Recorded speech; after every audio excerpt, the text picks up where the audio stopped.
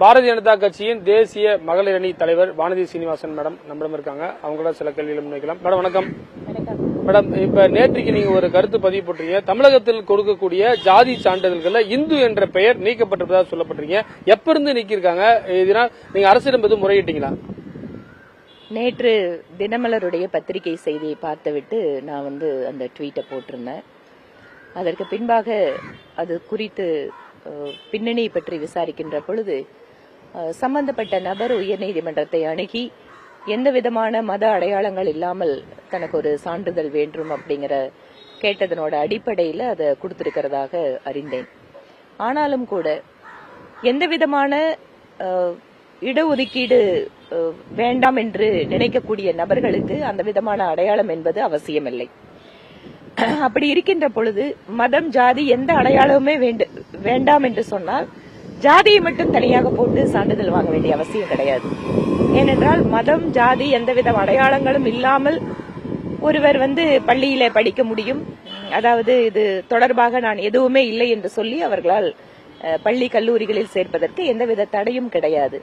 அப்படி இருக்கின்ற பொழுது இந்த மாதிரி கொடுப்பது என்பது, அதிலும் குறிப்பாக இந்து என்கின்ற அடையாளத்தை நீக்கி கொடுக்கின்ற பொழுது நாளை மதம் மாறியவர்கள் கூட வெறுமனே அவர்கள் ஜாதியை சொல்லிவிட்டு எந்த ஒரு காரணத்திற்காக இடஒதுக்கீடு கொண்டு வரப்பட்டதோ அந்த காரணம் என்பது அந்த மக்களுக்கு, உண்மையான மக்களுக்கு அது பலன் கிடைக்காமல் போயிடும். அதனாலதான் இது தொடர்பாக அரசாங்கம் எதற்காக இப்படி நடந்து கொள்கிறது. குறிப்பாக அப்படி ஒருவேளை உயர்நீதிமன்ற ஆணை இருந்தாலும் கூட உடனடியாக அவர்கள் முறையீடு செய்து என்ன நடைமுறையில் இருக்கிறதோ அதை அவர்கள் கொண்டு வர வேண்டுமே தவிர தங்களுக்கு வசதியாக இருக்கிறது என்பதற்காக இந்த முயற்சிகளில் இறங்கக்கூடாது என்பது எங்களுடைய கோரிக்கை. ஒரு வார்த்தை சொல்றீங்க, சூப்பர் முதலமைச்சர் இது செய்யறாரா அப்படின்னு சொல்லி யாரை குறிப்பிட்டு சொல்றீங்க மேடம்? சூப்பர் முதலமைச்சருக்கு அது தெரியும். யார் சூப்பர் முதலமைச்சராக இருக்கிறார்களோ தமிழக அரசாங்கத்துல, இது தொடர்பாக மத்திய மனிதவளத்துறை அமைச்சர் கூட பாராளுமன்றத்தில் குறிப்பிட்டார். அதனால சூப்பர் முதலமைச்சருக்கு யாரு சூப்பர் முதலமைச்சர் தெரியும். அதனால மாண்புமிகு முதலமைச்சர் அவர்கள் இம்மாதிரியான நடவடிக்கைகளில் அத்தனை தரப்பு மக்களிடம் தீவிரமாக ஆலோசித்து ஒரு முடிவெடுக்க வேண்டுமே தவிர இந்த மாதிரியான முடிவுகளை அவசர கதியில் நிறைவேற்றக்கூடாது.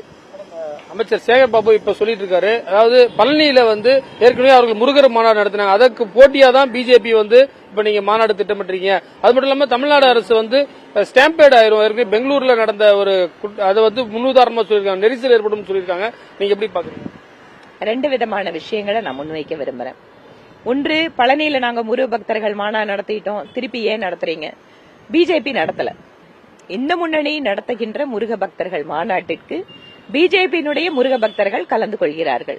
இதுதான் அந்த மாநாட்டினுடைய அடிப்படை. அதனால முதல்ல அந்த புரிதலோடு அவர் பேச வேண்டும். இங்கு அரசியல் கட்சியாக நாங்கள் முருக பக்தர்கள் மாநாட்டை நடத்தவில்லை.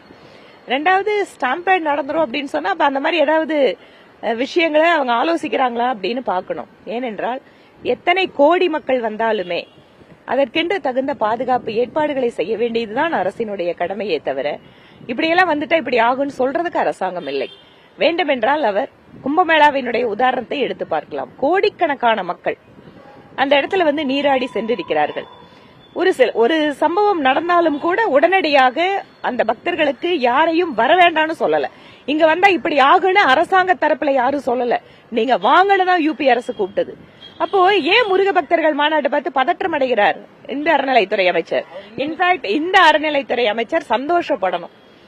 இந்த அறநிலையத்துறையினுடைய மாநாடு மாதிரியே இன்னொரு மாநாடு கூட சிறப்பாக பக்தர்கள் ஏற்பாடு செய்கிறார்கள் என்றால் அதற்கு அவர் வாழ்த்து சொல்ல வேண்டும்.